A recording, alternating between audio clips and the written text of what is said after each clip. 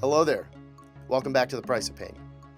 Today's guest was a lot of fun. This was one of my favorite interviews. I know I say that a lot, but Dr. Patrick Tighe has so much on his plate that I don't think we could cover it all in one episode. This is going to be another one of those where I hope that we have a round 2 or a round 3 in the coming months.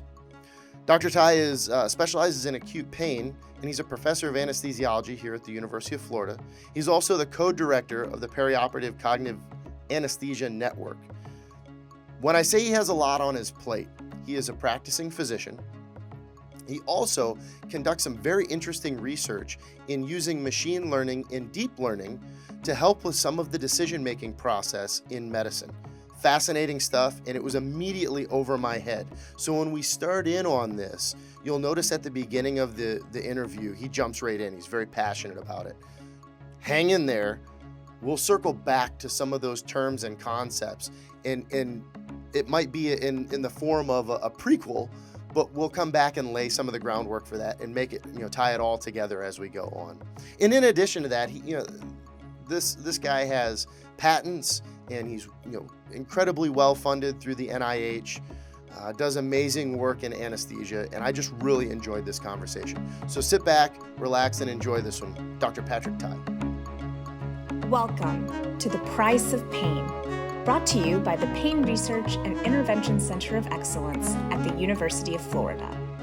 Let's join host Dr. Joshua Crow in conversations with scientists, healthcare providers, and industry professionals as we delve into the highly subjective experience of pain and the ongoing effort to reveal its influence on our everyday lives.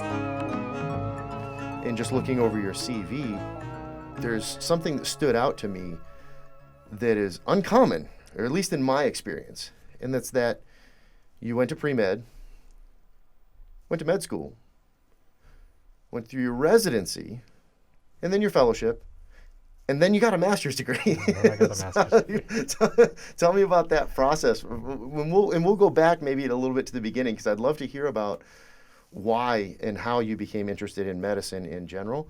But just that specific factor it stopped me in my tracks. You don't normally see that come last. So what prompted the master's in clinical and translational research? Great question. To answer that, I think we actually have to go back a few years before that master's started, to when I was applying for different residency programs. And our program director here at the University of Florida at the time, Mike Mela, tremendous man, amazing educator. He suggested, based on kind of my interests at the time, actually, as a medical student, even before I'd applied for residency, one of my faculty mentors had suggested learning a little bit more about how one of our monitors works, something called the BIS monitor. Mm. And to learn about that, you had to get into learning about EEGs, time series analysis, really highfalutin math with time series analysis, that most of which were way over my head. I was not a math major by any means. I can sympathize with that. And but it was fun. I mean, I found myself just diving into it, really exciting. And at the end, I had to present to he and a couple other faculty over a kind of little dinner meeting. Mm-hmm. And looking back, I'm so grateful that they hosted that. It was really incredibly kind of them. They really did give a lot of their time, and very patient with my approach. But I learned a ton. And based on that, during residency, my program, I think, I'm not exactly sure why, but he said, you might want to be interested in doing some research as a senior resident. We'll call it CA3. So I spent a few months doing research on that. And at the end of the research, I collected all my data. It was a lot of work. And I only had a few weeks left, and took it to my advisor, and I said, I think I'm ready to start doing this statistical analyses now. It had been years since I'd had any stats class. Mm-hmm. Started doing the stats, and he said, actually, I really can't help you with that. I'm going to recommend you go to this other faculty who does stats. Now, again, for perspective of how little I knew about stats, I started taking a stats class in college. Okay. And in undergrad? In undergrad. Okay. It was a summer course. Mm-hmm. And I was working at a hospital at the time, and so I was taking this class at intervals. And that was the same summer I met my girlfriend, who's now my wife. Mm-hmm. And a week or two in, I decided, I think I'd rather spend my weekends hanging out with this girl than going to stats class. I don't know. It seems like a tough decision. Girlfriend, stats. Right. The decision worked out pretty darn well. Sounds like it. 20 plus years and 2 kids later. But yeah, that shows 2 weeks of stats and then my evidence-based medicine class in medical school, which was actually, I think, a pretty good class, but didn't teach you how to do analyses from scratch. Right. So I walk up to my faculty member now as a senior resident with my data in hand. I'm like, okay, it's finally caught up with me, right? And the faculty member, to make a long story short, basically said the best way to learn is to do. And I thought, oh no, that's really not what you want to hear. It really has caught up with me. And I'm forever grateful, frankly, that faculty member did that. Mm-hmm. They did it nicely. They did it with a lot of compassion. And they were right. The best way to learn is to do and not just hand it to somebody else, especially at that stage of training. So when I did my residency and fellowship, I finished my residency, did my fellowship, and my chair at the time said, if you really want to stay in academics and do research, you need to learn how to do research. And, I think if she would have said that a couple of years earlier, I'd been like, I know how to do research. I just collect data. I read papers. Having been through that research experience, I thought, yes, I do. Yeah. Right? There is a lot to learn. And so she recommended this something called APSI program, where it was the route to get a master's degree in clinical and translational research methods, frankly, hosted by Dr. Marianne Liemacher, who was phenomenal. I know her as well. Yeah. She was amazing. I'll never forget taking a semester-long class on how to write papers. And one week, I spent the entire week writing a paragraph. Hours and hours. Every single word got scratched out by my advisors, and I had to rewrite every single word multiple times over. And I remember going up to her at one point saying, listen, I spent a week with a paragraph. If you want me to write a manuscript, this won't scale. Right? Please tell me there's a different way. And she laughed. She said, yes. We, trust me, we'll figure out different ways. Because I thought, I mean, this is like supernatural. If at this rate, if they're able to write entire papers, because this is ridiculous. And she was right. With experience and shortcuts and more training, it gets a little better. I still struggle. Well, and what's great is when you get a little ways down the road, there's always boilerplate wording as well. If you stay in a discipline, right? You can take maybe some methods section from one of your other papers and adapt it, and so on and so forth. But I'm glad that you say that, because I'm still at a point now where I just went through a grant submission, working with my primary mentor, one of my colleagues, and it's one thing to have experience, but then when you're working with or for someone new, they have different expectations, different writing styles, and especially when you slightly change disciplines, which I did from my PhD to my postdoctoral fellowship. It was the same kind of thing. I was like, wow, just rewrite, and sometimes spend an inordinate amount of time, particularly for somebody who already does this on a very small section. and then you're right. You do get to a point where it just kind of breaks through and the momentum takes over. But now, I will tell you that this master's degree had a couple other very interesting tangents. Some of those turned out to be less than tangents. So great stats classes. I learned a ton. And they were, not only do you learn a lot, but they were really tailored to, clinician learners who were doing things not because they were for homework, but because it had to be done for their research and for their work. And I really respected how they conducted the course for us in there. I really appreciate it. It didn't make it easier, but it really it aligned with the motivations, I think, for everybody, which was helpful. But one of the funny things that happened is, well, as a fellow, I'd have to go through the OR schedule each day and figure out, in this case, like one simple decision heuristic we had is, who to consider for a nerve block next day, for the next day, in terms of who would offer one to, because not every surgery requires regional anesthesia, et cetera, et cetera. And the heuristic was all based on CPT codes, basically, at the end of the day. And CPT codes, for those who don't know. Yes, these are current procedural terminology codes, I think. And these are the codes that describe exactly what, numerically, as a numerical code, what surgery is going to be performed. I understand. And I thought we've got to be able to use this so that we're not missing patients and such like that to do a little better. And so we're going to the stats, one of my stats profs, and saying, so I got this data set. I'd like to use it to predict this. And they looked at the data set and they said, no. They said, that's, look at all these assumptions you're making with your statistical models. This is not a good idea. Mm-hmm.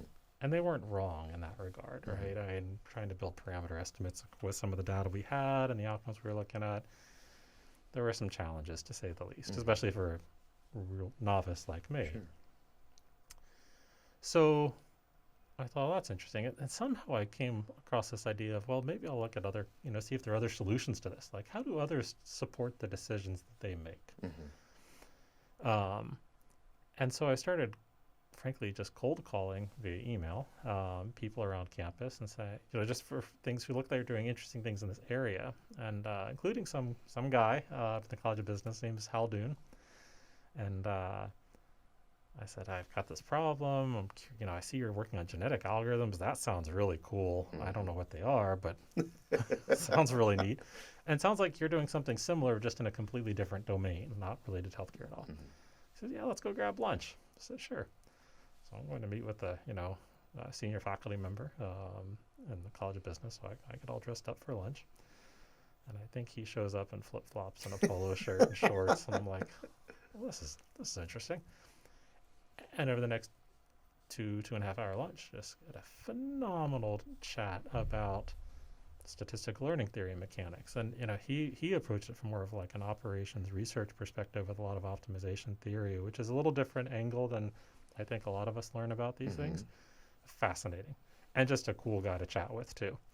And he was really interested in what we were doing. And that's always exciting. And he was like, you're doing what? You make these decisions how? I was like, yeah, based on experience. when you pull back the curtain of medicine a little bit and people say, oh, that's what it is. Clearly lots of opportunities for improvement in terms of all sorts of things. No surprise to anybody, right? Sure, and anywhere in the world, frankly, in healthcare. And so, yeah, we started working together and using these AI tools. Now, I want to be clear. It's not like, well, stats couldn't do it, so we turned to machine learning and that fixed everything. No. There are trade-offs between the two. Yeah. There are some things we just had to say we aren't going to be able to do well because of these tools. You get some advantages. There's some things that are a little disadvantaged. But they had a different philosophy, first off in the business approach in terms of what they were trying to achieve, and also in the models that they were looking. And this also kind of turned to the first discussions on statistical versus quote-unquote AI philosophical approaches to data. And you'll never hear me saying one is right and one is wrong. They're different and both have their strengths and weaknesses. But it at least introduced us to this discussion. So that was the beginning. And first off, one thing that I always love hearing is it seems really intriguing and more frequent than I ever anticipated to hear how so many great ideas, career-changing and even paradigm-shifting ideas come from somebody coming along and throwing cold water on some, you have this idea and it's like, oh, yeah, this is what I'd like to do. Like, that'll never work. And so then you end up in a meeting with a guy in flip-flops and it shifts everything and opens up a new possibility for maybe going a different route or at least, trying to do what you're wanting to do through a different mechanism. And so before we get too far into that, one of the reasons that I wanted to talk to you is because you have this really interesting mix of medicine. And as an anesthesiologist, I have tons of questions anyway. And you're unique to the show because we do a lot of chronic pain research and we have a lot of guests who speak from a chronic pain standpoint. So acute pain treatment, that in and of itself, we could talk about, I'm sure, for quite a while. But then, as you've touched on, there's this other very serious component to what you do, and that's the application of deep learning, machine learning, and AI, artificial intelligence. And I'm relatively certain that if I only have a cursory grasp on this, because it is used a little bit in what we do, and for example, we use machine learning algorithms to look at differences in brain compositions and to help us analyze brain scans and to look at some of the, the centrally mediated mechanisms of pain. But if I only have a cursory understanding of how these things can be applied, then I'm sure much of our audience is in the dark on this as well. So maybe we should take a big step back and just focus on when you talk about AI or machine learning, when looking at these data and trying to understand how some of the codes because one of the papers that you're just senior author, if I'm correct on, just recently accepted was decision making, right? So is this how you're applying this? And well, so really good question. When we first started, I think the hope was it would help. We'd quickly get to the point where it provided what we now call adaptive clinical decision support. What we quickly realized is that there were a lot of potential caveats and hang-ups and potential for harm, frankly, bias, inequity, getting better at some decisions while worse than others, which is problematic, that it actually led us to hold back a little bit and say, we need to look a little bit more about this. And so the decision you're referring to is it a case where you'll have a procedure that's being conducted and the computer will recommend specific treatment or dosage, or are those the decisions you mean? Well, so when we talk about artificial intelligence, there are three general areas that we generally talk about. The first is unsupervised, and we look at just patterns in data. Mm-hmm. We don't know what happened to the patients and the data or the observations. We're just looking at patterns. The second is a supervised approach, where we know something about, say, the patient, and we also know what happened to the patient for whatever outcome of interest, Mm-hmm. And then we try to link the two through some fancy math. The third is we say, all right, let's figure out how to use these features to make a better decision, to maybe potentially change an outcome based on a policy and assistive rewards, et cetera. And that's more of like a reinforcement learning type approach. And can you give an example of that? So maybe you have a policy where you say, if I'm in this state, like playing Pac-Man or Space Invaders, and I look at this, I can move left or right in Space Invaders. That's a good example. And then I'm going to make a decision. And if I'm wrong, I lose points. If I win, I gain points. So we set up a policy that says we move in a way so that over time we accumulate as many points as possible, and don't die or whatever happens bad in Space Invaders. Right. So that's reinforcement learning. And that's where you see these headlines of, I think recently they taught a computer to play a race car game faster than humans or something like that. So we're not really quite at the point where we develop a policy using artificial intelligence to make better clinical decisions. Maybe someday we'll get there to help in some areas, but we're not there yet. One of the earliest examples we ran into with the problems, though, was in pain management. We said, well, what would happen if we did try to design a policy to make better decisions about how to decrease patients' pain scores immediately after surgery? And this was a thought exercise. And we looked at the spectrum of, states that a patient was in and then potential actions we could take. And on this thought exercise, we said, well, this is easy. We just make sure that every patient before they wake up gets 47 pounds of morphine. And we guarantee that in the next hour, nobody's going to have any pain. Simple, right? We have a set of rewards, penalties. We're only talking about one outcome, right? Just pain. Right. We have a set of rewards, and we can use that reward system and the decisions to get a policy, to generate a policy. Well, in the thought exercise, it's immediately silly. We're not giving 47 pounds of morphine to anybody at the end of surgery, right? Because we want them to do things like breathe. Live, yeah. Without the need of a machine. And we'd like them to have a blood pressure. There's all sorts of things. We would like them to not become addicted to opioids. Yeah, right, of course. But if you're only looking at one outcome, well, the decision's pretty easy. When you go to look at more than one outcome at the same time, this gets really tricky, even just as a thought exercise. Well, and not only that, if that's assuming you have every patient is the same. Right. Same age, same vitals, everything, right? Well, 47 pounds of morphine, it turns out, is probably enough for most of our patients. Once you branch out from the binary option there of, pain or no pain, And you want them to, wake up that week or something like that. You're absolutely right. We haven't, there's patient strata, procedural strata, outcomes. We're looking at multiple outcomes. Some of those are in opposition to one another. So you want to maybe minimize their pain, but also minimize how many opioids you give them and minimize the risk of becoming addicted to opioids. And suddenly, this gets to be a little bit more of a complicated decision exercise.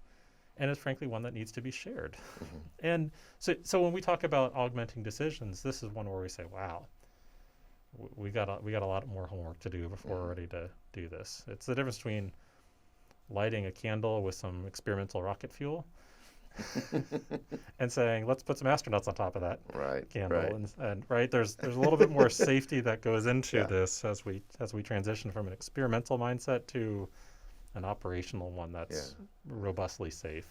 And so, correct me if I'm wrong, but some of the benefit to using machine learning for this, where you can do a number of computations in relatively short order, when you start adding variables to that, some of the, as you were talking about, the considerations that you have to make, is that what the appeal for machine learning is? Is in you can make those computations and understand probabilities and likelihoods much more in a modeled form without having to try them one by one and how they covariate and et cetera? Is that the So I think there are two there are many advantages, also some disadvantages, but two of the ones that stick out to me are, one, many of your machine learning approaches are what we call nonlinear.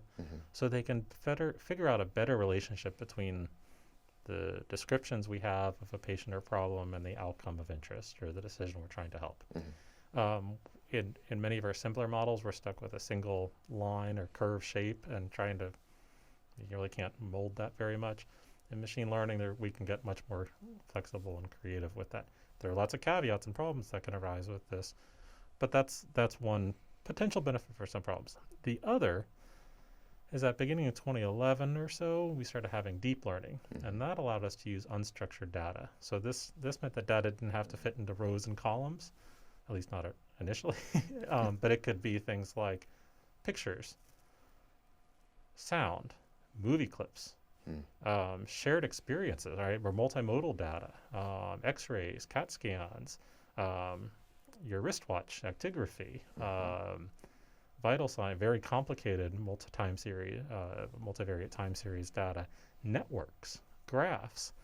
So suddenly we found that there are a whole bunch of really exciting questions that we could begin to address that we'd frankly discounted in the past because we just had this intuition that linear regression was going to have a trouble in trying to figure out that CAT scan of my brain. But again, deep learning really changed what we could consider doing. Still lots of caveats, still work to be done there, but a lot of exciting new questions with the new toolbox. Well, let's look at both of those then. First off, what are some of the relatively new, which it seems like most, if not all, are, because it wasn't that long ago that we're talking about, say Deep Blue versus, Gasparov in a chess match, right, where you've got the computer versus man kind of thing. But it hasn't been that long since then till now. But are there breakthroughs with machine learning, deep learning, AI that are now producing solutions that are increasingly commonly used? So really good question. Some of the examples we've seen are in looking at certain types of retinal disease, was one of the projects out of Google. We've also seen a host of projects. You said it was one of the projects out of Google. Out of Google, yes. Google Health Initiative, one of the Google Health programs was looking at photographs of the back of patients' eyes and trying to diagnose, I think it was diabetic retinopathy with that, and using a machine learning approach to look at that to see whether there's a problem with the retina. I don't mean to derail you so soon in answering my question with another tangent, but why Google? What do you suppose the benefit is there? Google is very good with complicated data. So we look at Google as a search engine, but they're also very good with, frankly, fancy math with really big data sets. A lot of what we see on the front end when we interact with products, not just from Google, but from lots and lots and lots of, frankly, commercial and consumer products we see actually have a lot of artificial intelligence working in the background. This is the algorithms that people hear about. Exactly. That if you search something, if you've searched Google 500 times and I've searched Google 500 times, and you put in a keyword and I put in a keyword, we might get a different list of results. That's one example. And that's based on what the algorithms have learned about what might be most appealing to put in front of you. Okay. It's also things so like mother turned 65 recently, and so we were looking for pictures of mom, and instead of having to pull out the shoe boxes, we were able to just look through facial recognition for the, golly, I think everybody has tens of thousands, hundreds of thousands of photos nowadays because it's so easy. And instead of having to scroll through all of those, we simply found her face, and it pulled up a whole bunch of pictures of her. I mean, that's artificial intelligence working at a background. I don't have to know what type of AI solution they use, but I get the benefit in that particular use case from what it allowed us to do. And all of the big brother advocates and conspiracy theorists have just shut off our show and are no longer listening, and they're hiding somewhere now hearing that. But that's the reality. That's where we're headed. Okay, so Google, back to Google and how they influenced the retinal. Yeah, so they did some work in that, and there were lots of other companies, frankly, that have been taking healthcare data and trying to make use of it. That said, it's one thing to do this in a laboratory. It's another to try and bring it to a real clinical environment and make it work. There is a recent review of looking at artificial intelligence solutions applied to COVID-19, this awful, awful pandemic that I hope we're almost through. Fingers crossed.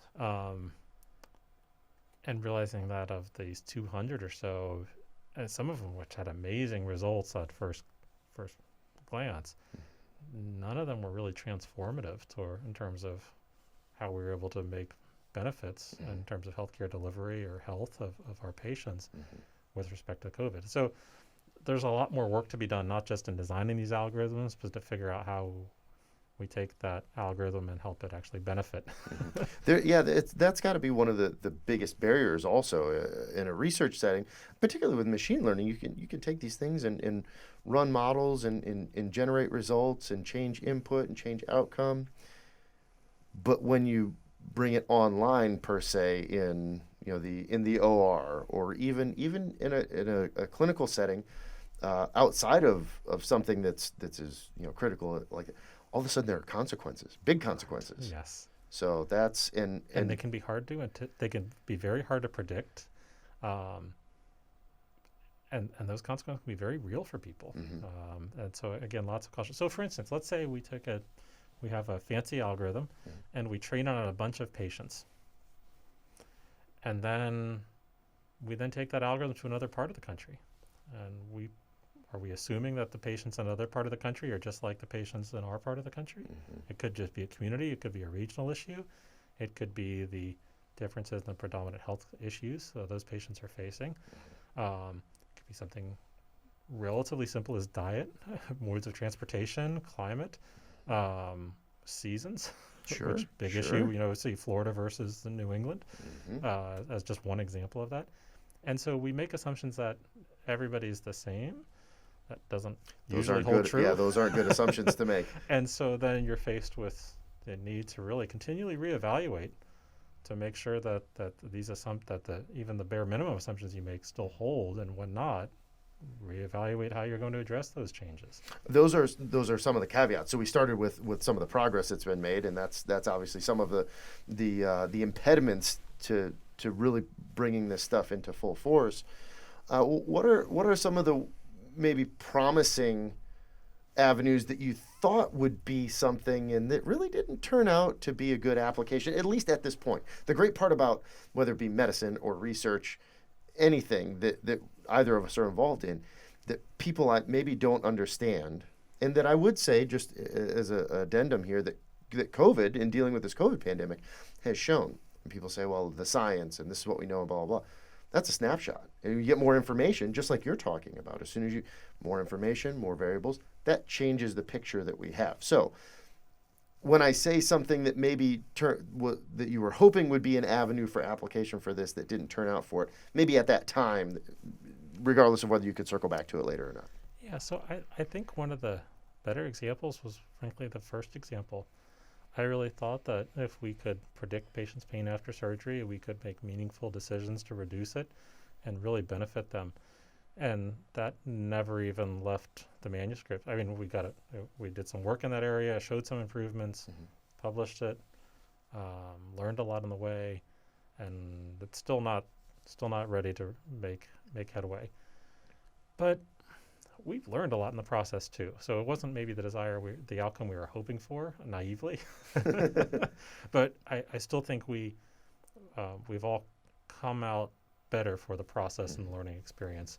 And again, I thankfully, minimize the risk exposure to our patients by taking this a little more slowly, perhaps. You mentioned that, if I could circle back a little bit to the master's that was the last year of your residency when you were working on the project, not necessarily the master's, but the project.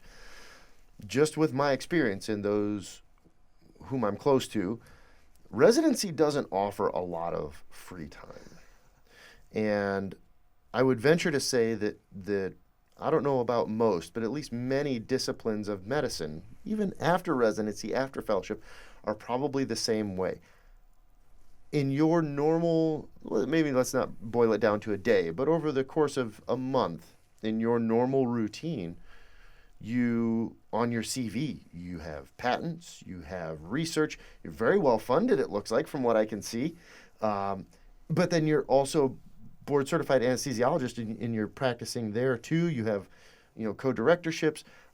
What is your normal division of the time that you spend practicing medicine that you spend with the research? How do you fit all that in? And you said you have a family. Right. So the family comes first. Good answer. It just when the family needs arise, it's end of discussion.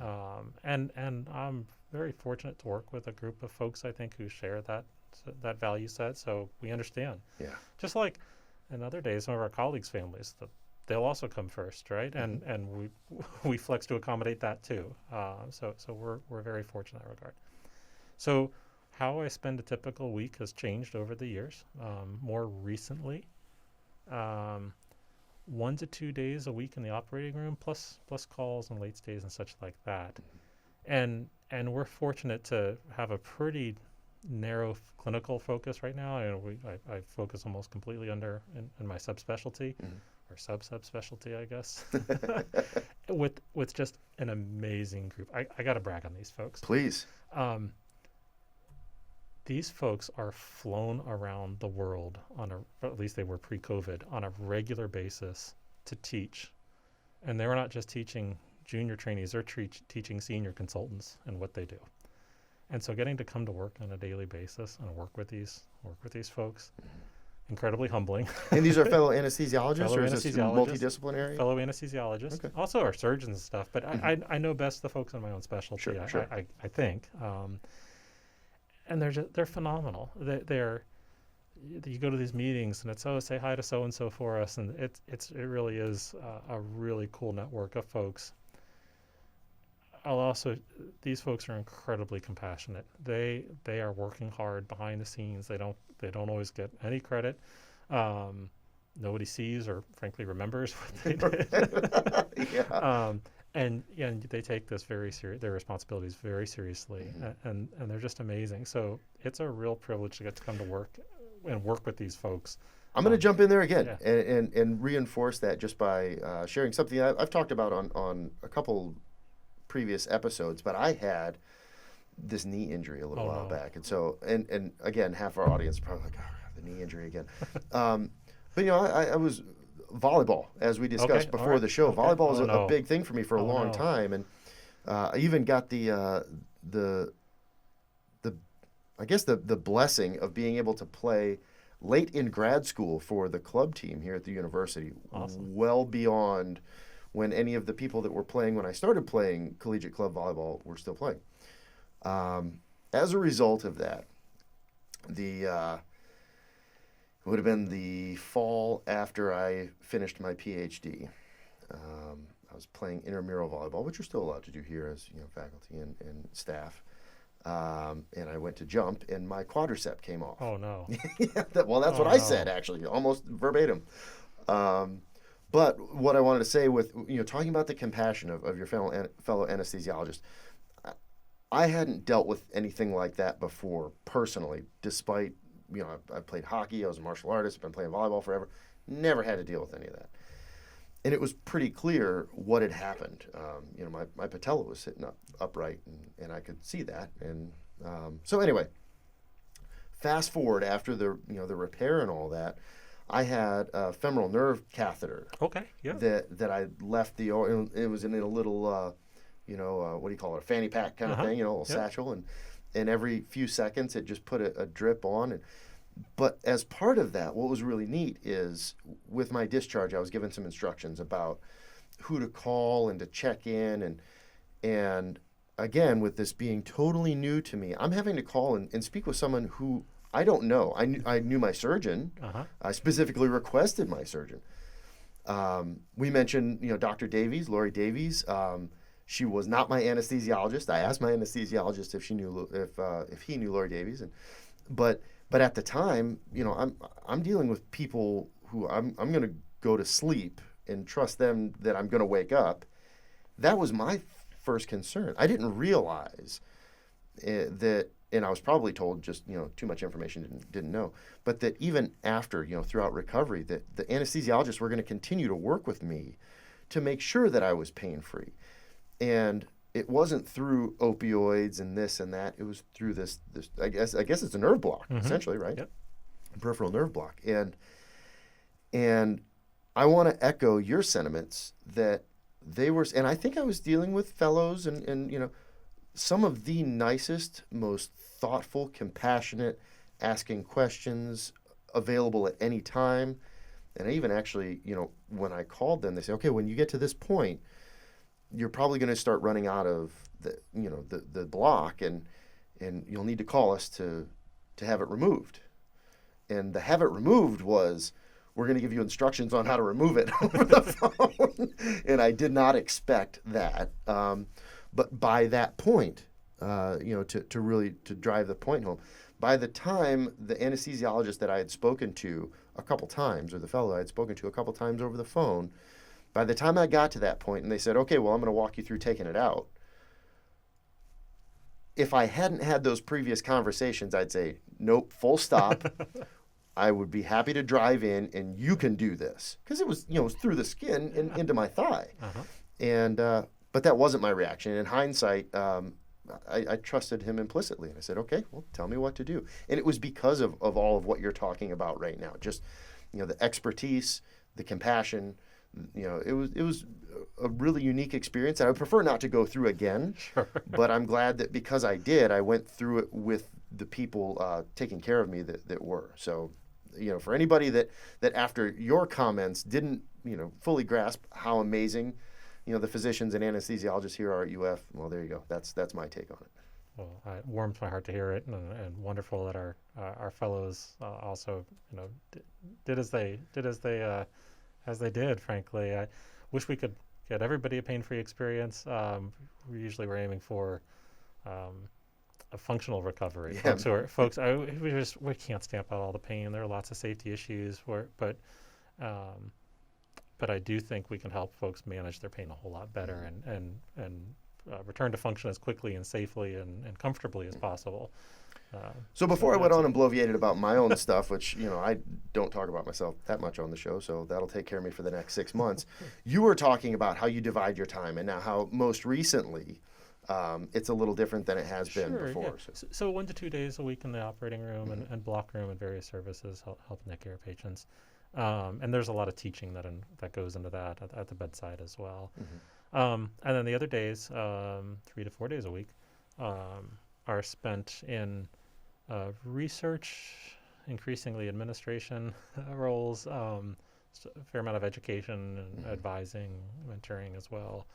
COVID's, as it continues to regress, we're also going back to spending more time traveling for talks and such like that. So a couple engagements like that, which was a little anxiety provoking, right? Because we haven't traveled in a while, like for meetings. I kind of forget how to do this. Yeah. But also exciting. Like, wow, Sure. we're going to get back to back doing off this. the leash. Yeah, see how everybody's doing at these meetings, and it's fun to exchange ideas. Frankly, I learned a ton at these events and such. With the education that you're mentioning, are you also now so embedded in the use of the machine learning and AI that you're able to spread that knowledge to some of the younger physicians and whatnot, or? Yep. So we're working on that, and through a couple different venues. Our Dean Cook, has been incredibly supportive in terms of helping us develop a curriculum and resources to help with clinical education and artificial intelligence related methods. Because our students they're going to be seeing this more and more in the practice, and so we think it's very helpful to introduce the basics to them, and so they can be conversant. We also think it's really, frankly, helpful for these multidisciplinary teams, right? I think everybody's looking for a unicorn of somebody who is an expert in the quantitative sciences, does theoretical mathematics while they're doing heart surgery, right? And can also code with their toes. You know, and we're looking for the consummate person who can do everything. Well, you're seeing that reflected in the most recent job posts. Even here at UF, there's a big AI initiative or across multiple colleges and disciplines. They're looking for a assistant to associate level business faculty that also has experience in AI or exercise sciences with experience in machine learning. And it doesn't matter which discipline, but that extra component is tagged on there. And I think it's really a strong indication of which direction we're heading. What we see, and we are starting to get those transdisciplinarily trained individuals.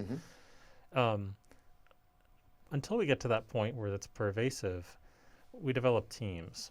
Folks who are really good at AI methodologies, but maybe didn't have as much training in a given domain. And we have folks who know a whole lot about their particular domain, but haven't had a lot of training in AI.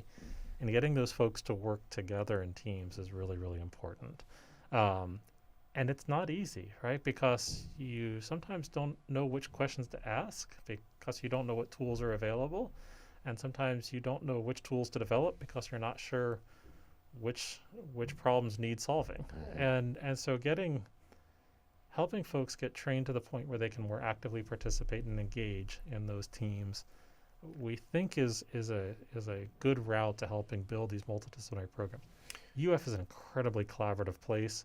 So it's in many respects very easy and fun to do this here. And when you say research administration, is that what a large portion of that task or that job is to help make those connections and make sure everybody's working in the same direction with the same set of tools? Yeah, we have teams that we're working with to help develop infrastructure for AI-related tools across UF Health and across UF.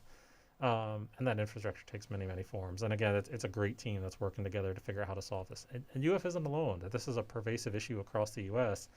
Of how you build out these infrastructure platforms. So it's getting to do my own research, and there's a bit of administrative work as well that we're seeing, and building out this infrastructure and related tasks. There's also the hiring initiative itself that you were talking about, which is really, really exciting. But we're trying to make sure we grow this community well and continue its positive collaborative approach together. That's really exciting to be in the driving force of something that's that new. I don't say that. I'm dead serious when I say that, because that's outside of my expertise and my experience. As I said, I collaborate a bit with Adam Woods, Dr. Adam Woods here, and his lab uses a lot of multimodal imaging, and so the machine learning in the pipeline of taking as like it's not magic itself, but just brain scans of different types and making them make sense, and then looking at differences between them in order to, and when I say differences, it could be structural, it could be functional, all kinds of different things, hence the multimodal, to then start comparing them. And I think that would be impossible without the machine learning. So he's doing much of the same in the respect that, you may have an engineer come on as a postdoc that is not a neuropsychologist or anything like that, but man, she can really handle the programming. And so she learns a bit about what I guess field she's working in and applying her trade. And in turn, those who work with her, including Dr. Woods himself, gets more of an insight into her expertise. And then there's that gray area in between. And it seems like the more of those connections you can make, this multi-sided Venn diagram, that's when the real magic happens. I agree. That those those collaborations are really, I think, what's going to help us move forward, and frankly, also make it a lot of fun to get the work done too, because it's so many new ideas and so much low-hanging fruit, frankly. Well, and you said that it would be nice one day if we have, the jack of all trades or the Jill of all trades, your real life Tony Stark that can pretty much do anything in a job. But the fact of the matter is you just don't have enough time for that. I always laugh and I bring up the comic book thing. Tony Stark's Iron Man, for those of you who are not familiar with this comic book and movie character. But it's funny whenever you watch the movies where they try to elevate somebody and just show how much of an intellectual powerhouse they are. And they have 8 PhDs and all that. And I know a few people that have a couple PhDs, but you don't have time for all that. You just don't. You don't have time to be a statistical giant and a surgeon and a researcher. I mean, even the MD PhD training is relatively new.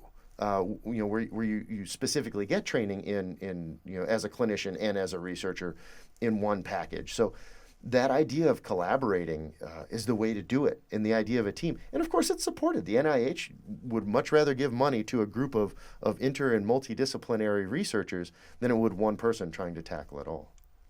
Yeah.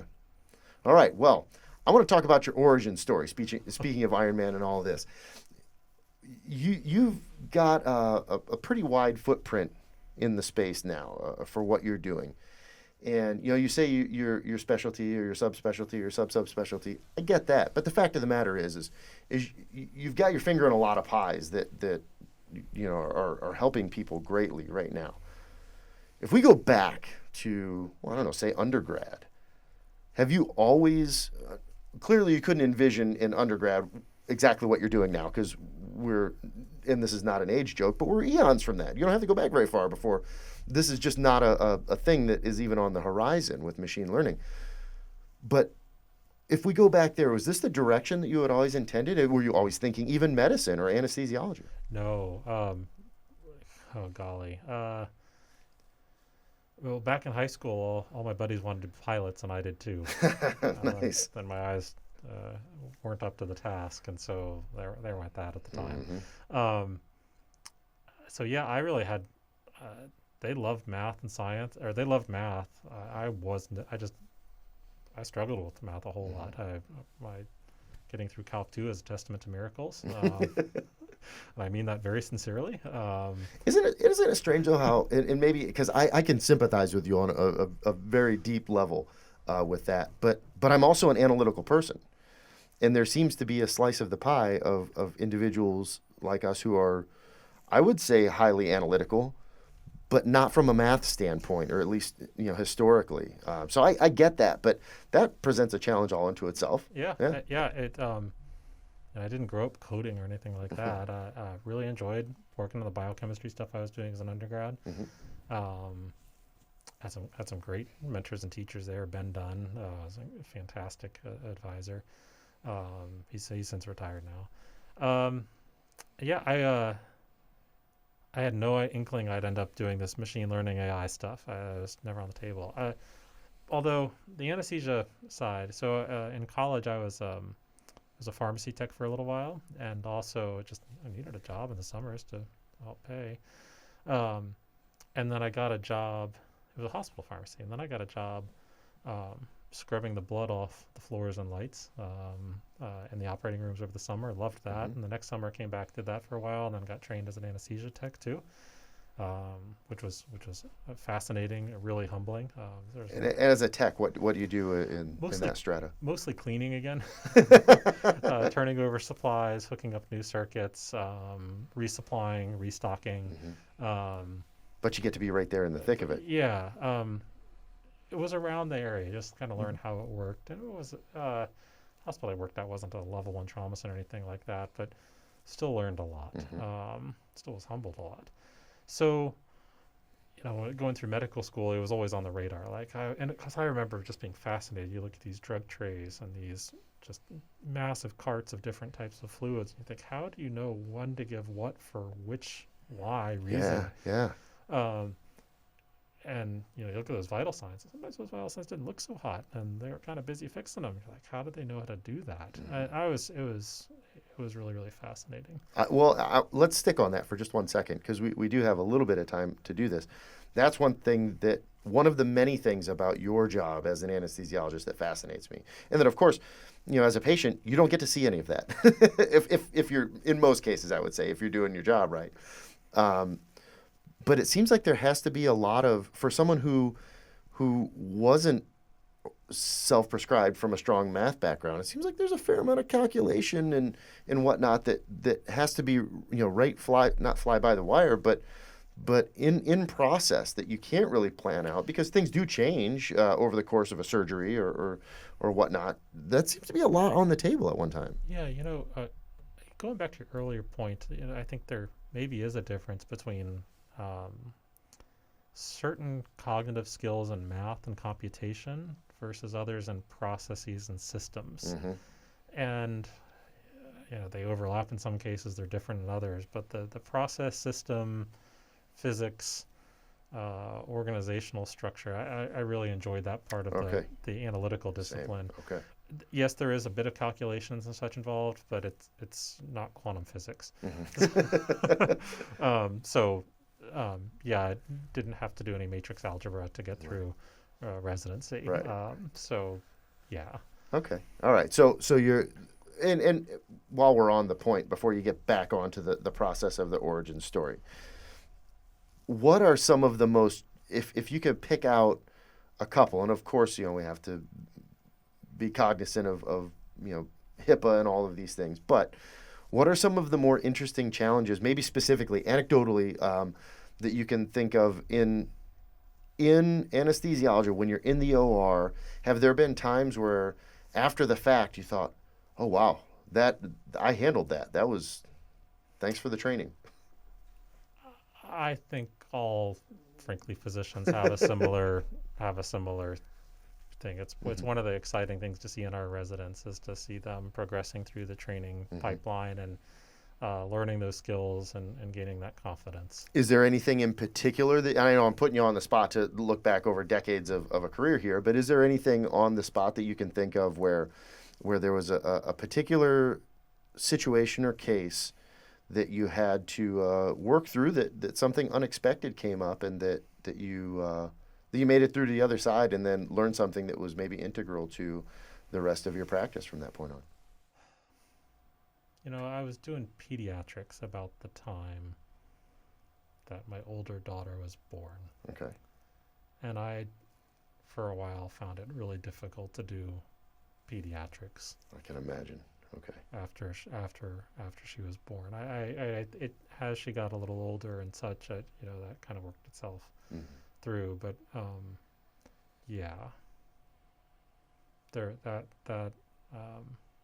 remember talking to another couple of residents, actually in a few different specialties, and they had noted the same thing. And I think lots of parents run into that at some point, and folks handle it differently and in different ways. But that was one I specifically remember taking a deep breath. I will also, I guess I'll also share that as I get older, you begin to think more on. We take care of some really sad and awful situations. We help people through some really sad and awful situations in their life. Some that I wouldn't ever wish on anybody. And while on the one hand we are sometimes able to help them through that a little bit, it's never enough. Yeah. And that sometimes is harder than others. And again, I don't think in anesthesia we're unique or immune. I think that cuts across not just medicine, but I think anybody in any slice of healthcare, frankly. And I think it's important to note as we kind of go through COVID and we look at how folks have worked through that, what it means. But talk about tangents. We're moving. No, but that's a great answer. And I would just say that I had one of my teammates, a good friend of mine who's an internist now and has been for some time, at one point was getting ready to take the MCAT. And he said, I hadn't been to grad school at this point. He said, oh, you should come take the MCAT with me. We go to med school, talking like it was summer camp. And the funny part of my response was, no, I'm, like I said, I'm a non-traditional student. We had talked about that before. So I started undergrad later. I said, no, I don't want to be in school for another 8 years. And the funny thing is going through a master's and a PhD, I was in school for longer than that anyway. So irony is not lost on me. But anyhow, so circling back to this, I've thought about that. Well, in the what if I had become a physician, what I would think would be the challenges. And perhaps the thing I respect most, beyond the intellect and the decision-making and the compassion and all of that goes into the job, regardless of which field within medicine you're in or discipline within medicine, is the ability, and not all physicians have this, and I'm preaching to the choir here, but the ability to walk that line between being able to be compassionate through each case and through each patient and be that person that they need in the moment and also professionally, but also not compile all of the bad things that you have to endure as a physician that could make it where you maybe wouldn't want to be close to that patient and be there for them, because you can't guarantee that you're not going to end up getting hurt in the process. We're all people. And so to know and to hear you say that's something that still is a challenge, those are the types of physicians I would trust myself with. So I thank you for that. Thank you for being one of the good guys, I guess. Well, again, I think everybody works through that and their own way, their own reasons, based on the best they can. Nobody wanted to show up and do a bad job that day, right? Right. And we are once again fortunate to work with a bunch of folks who really do help maintain that positive, can-do attitude that goes such a long way to reinforcing that mindset. Sure. And that approach. It's not perfect. It's not perfect. But not only that, you could show up and have a good day and still not have the outcome that you desire. I mean, that's the reality of it, right? Yeah, but I do hats off to this incredible team that we do get to work with. And again, not just in anesthesia, but our nursing colleagues, our surgeons. It goes on and on. The amazing folks we get to work with on a daily basis. So let's turn it to the positive and wrap up here with a question, and maybe loaded or on the spot. But I like to know, particularly with guests who are working in something that's very unfamiliar to a lot of people, and that's right on the bleeding edge. And you are. This is the work that you're doing is phenomenally intriguing to me. So let's look ahead, just down the road a little bit. Maybe just over the horizon. How do you see machine learning and it can be within pain and anesthesiology or medicine in general? What do you think the next way that machine learning, deep learning, AI is going to be the most beneficial to the everyday person? Oh, the everyday. And like I said, it can be with the everyday patient. Okay. Let's say that. Yes. So where's artificial intelligence going to start helping us? These are just some ideas. I have no commercial conflicts of interest. There's no financial outlooks are recommended based on this. It's just well, it's not like we're recording this anyway or anything. Just the thoughts of somebody's chat. So, I think actually one of the first places we'll see it is in spinal cord stimulator technology. Mm-hmm. Interestingly enough, our chronic pain colleagues are doing some fantastic work in that area. And I think they're going to get better at fine-tuning electrode placement, signals, adapting those as patients move throughout the day. It's an area that's very conducive to that. It has the engineering expertise together. And so I think if I had to guess, that would be one area we'd see it. I hope that we'll see it in clinical decision support and adaptive clinical decision support. I'm not sure how far off we are. We're either really close or really far away. And I hope that that's going to be something that patients see as part of this idea of shared decision making, where we say, all right, we're wondering where to go next in the care of us, in the care of you, and here are the potential decisions we could make, and kind of here's the rationale as to why, and kind of what our algorithms suggest might happen with which degrees of certainty maybe, and then what's most important to you. What do you think of this? So I hope that's helpful. I also think that it may enrich some of our diagnoses. So maybe you're doing an ultrasound and it says, hey, we think that could be a blood vessel, even though, basically it doesn't look like one. It maybe deserves, a quick look on color flow or something. And maybe also doing better job of helping us with measurements and some difficult things. Sometimes doing echocardiograms, it's a little hard to get the perfect view. And maybe that's something where we could use artificial intelligence to help refine some of those views and such. I think a lot of folks are hoping that it'll catch cancer on imaging and such like that. Excuse me. I think that would be wonderful. Not sure how far off that is. It ends up being a really complicated task, even again, just as a thought exercise, but one that's obviously incredibly high value if we can achieve it. Dermatology, same way. I think there's opportunities there. What do you think? What do you think is going to be the biggest advances? That's a really good question, obviously, and thanks for turning that back on me. As I try to deflect attention to myself, I've already stepped way over my boundary on that.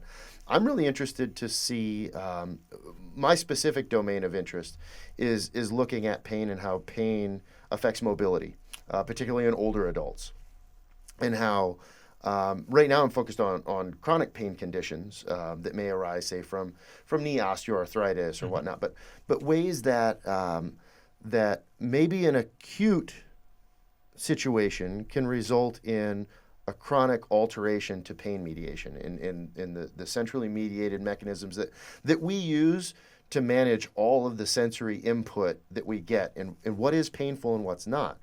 And as you know, over time, you can get certain stimuli that change that level, that something that shouldn't hurt and now it does. One thing that we're trying to learn is, can we maybe phenotype these different pain types? And even in something as simple as osteoarthritis, there's not a really strong connection between this diagnosis of osteoarthritis and the disease severity and the pain that's experienced. It's highly subjective. And so with that many variables that come into play, it's difficult for people like me to figure out if we can predict how your osteoarthritis may right now affect your ability to do day-to-day activities and how that may change as the disease itself progresses. And so with a lot of variables in play, I would be really interested to see if, as I'm developing ways to just measure some of the effects of a specific condition like knee OA on a spectrum of physical attributes and capabilities, if we can do that and then as we start to develop some of these phenotypes, subtypes of pain, and predict maybe how that will in turn affect daily activities, and then direct treatment to that specific phenotype. Because as it is right now, my background is in exercise science, and as a physiologist and a kinesiologist, we have all of these ways of measuring all kinds of functional capacities. To the extent that we can start to apply exercise as medicine. And it's not a panacea, but if there was such a thing, it'd be awful close. But just like any other treatment, exercise, it's not a one-size-fits-all. It's not a magic pill. So there are ways to modify exercise and apply it specifically to specific situations and patients. And I think machine learning would go a long way to helping us not only characterize some of those subtypes of pain, those phenotypes, but also what may be helpful in specifically addressing that and treating and managing it. That's really exciting. I think of, you have if you're on a workout program and you do the exact same exercise with the same performance measures, and some days you're flying, and some days it's, I can't believe I just barely finished it, right? What happened? And there's a lot there, right? There's a lot to deconstruct and figure out why the difference is there. But it's kind of a guess. Yeah. And so it would be fascinating to say, let's put some data to that to figure out what differ. Did this make things better? Did this make things worse? What do I do with this? I think that's a really exciting opportunity to figure out. And that's golly, that's an even healthy example. And imagine for your knee arthritis patients, what that could mean looking forward. Well, we work on a principle, and I say we, and this is the exercise science paradigm, but a model of specific adaptations to impose demands. This is nothing new. The SAID principle, and which basically says if you and I go into a gym and lift a certain weight that's that's scaled to you or me or somebody half our age or twice our age, whatever. But if we work with a specific volume and a specific resistance, then our body will respond in a way such that it will be more capable of performing that task with less draw on the system, right? We'll become more efficient at doing that. Human body's amazing that way. I don't have to tell you that.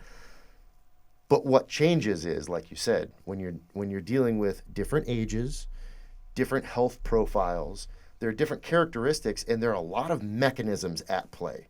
We understand a lot of those pathways, but many, it's an educated guess, and we're still refining those processes and in our understanding of them.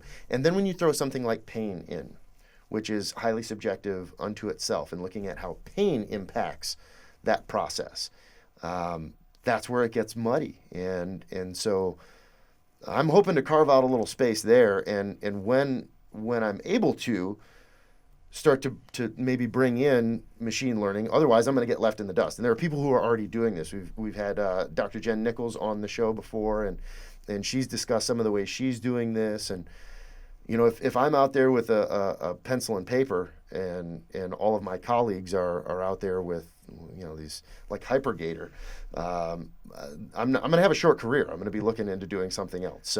But I do think that that's one way that we can really apply some of the technology that you're using to my interests. So I'm hoping that in the very near future, we can establish enough variables and maybe make some hypotheses to where it can be applied. Your comment brings up a really interesting point.